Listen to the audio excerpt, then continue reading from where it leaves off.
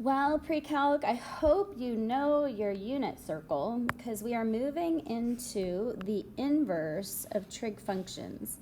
We are in lesson 4.7. We're so close to finishing this chapter on the unit circle. You guys have done a great job with it.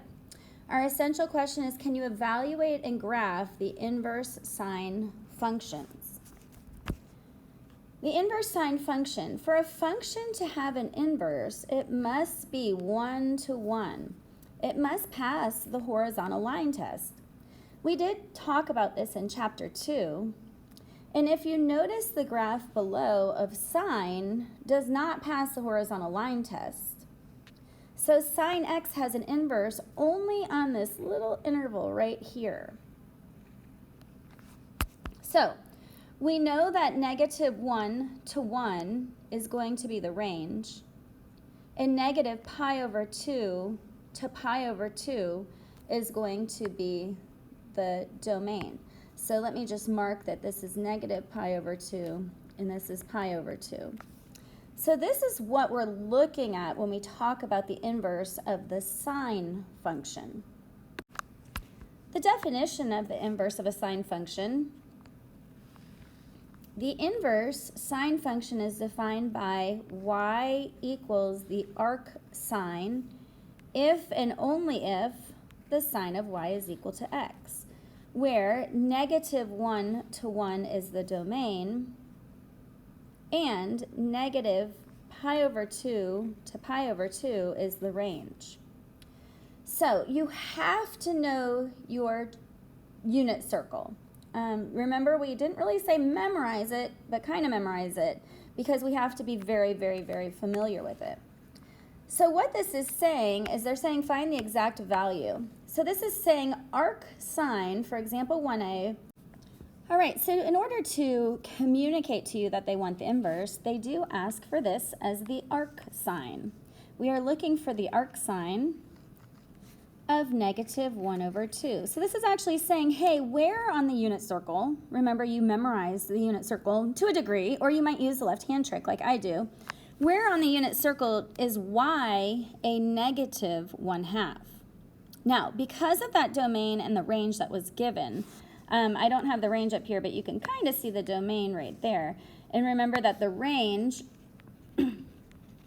is from negative pi over 2 to pi over 2. So we have to answer this a little differently than we have before.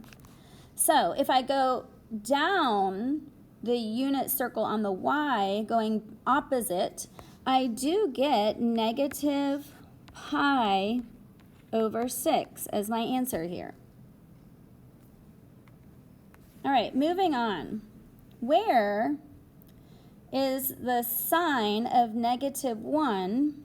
That is another way to show the inverse. So see this little exponent right there, sine to the negative first. That's another way to show arc sine.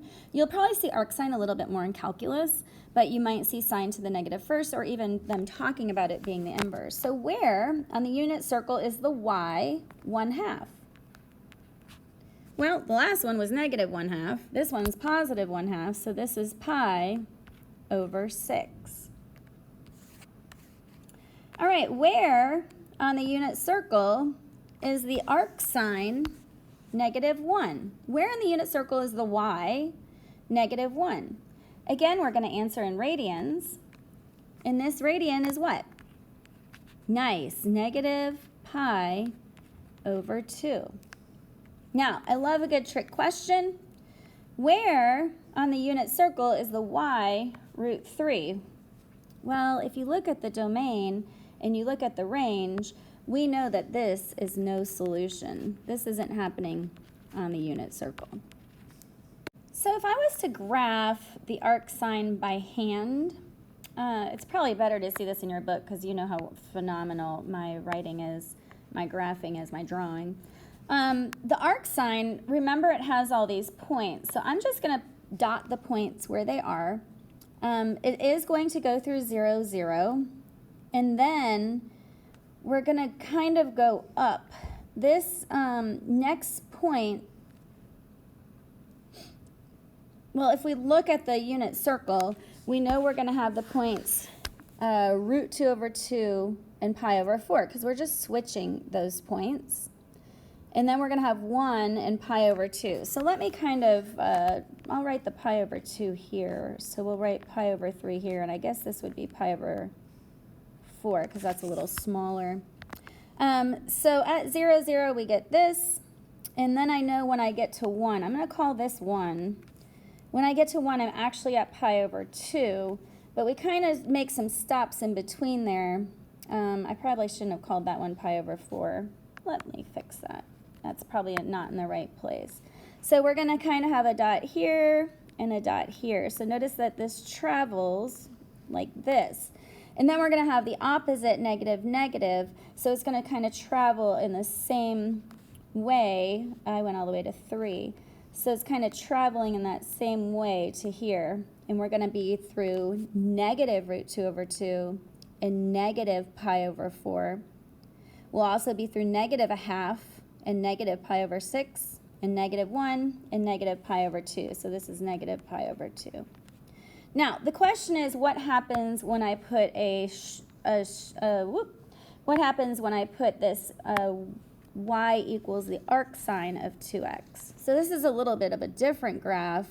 So remember that this is going to change just a little bit. So the points that are monumental on this one is at 1/2, we're going to be at pi over 2.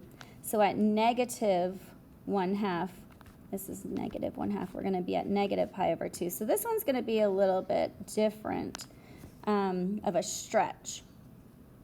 All right, let's look at some other inverse trig functions. Notice the y of cosine of x. This is the graph of it, but if I have the inverse, that is just this little right here. Because notice that now I'm going from 0 to pi, and I'm also, my range is now from -1 to +1. So let's look at the sine of x right here. Sorry, let me say that again. Y equals the arc sine of x.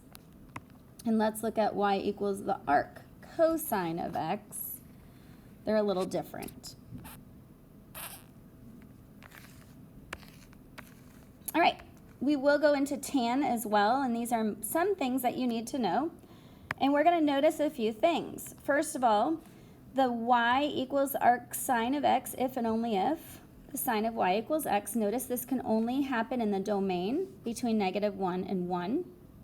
And that's the same with the arc cosine. The domain is -1 to 1. Now, the range is going to be different. So on my sine, the range is going to be negative pi over 2 to pi over 2. The range on my cosine is 0 to pi. And the tan is totally different. Notice the arctan, the x is between -infinity to +infinity. But just like the sine, it's going to be from negative pi over 2 to pi over 2. Yes, this gets a little confusing, so we're going to talk about it a little bit more.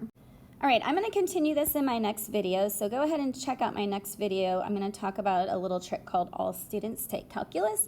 So check that out in my next video. Don't forget to like and subscribe.